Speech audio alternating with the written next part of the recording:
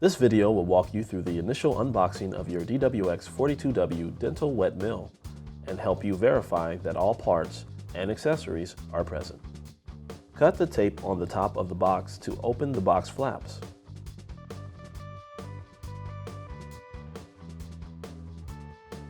Review the instructions on the box flap to remove your DWX dental mill from the box successfully. Begin by removing each accessory box. Then, cardboard retainers, additional cardboard packaging, and finally, the box cover. Once the box has been removed, continue unpacking your DWX dental mill by removing the plastic and foam covering from the device.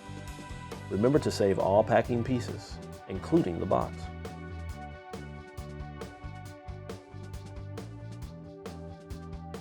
With assistance, lift your DWX mill from the box and place it in a level and stable location. Remove each strip of tape from the front and bottom cover. Open the front cover and remove the large foam retainer. Then, remove the small retainer located behind the rotary access unit and close the front cover. Open the bottom cover. Pull out the coolant tank tray and remove the cardboard retainer on the top of the coolant tank. Then, close the bottom cover.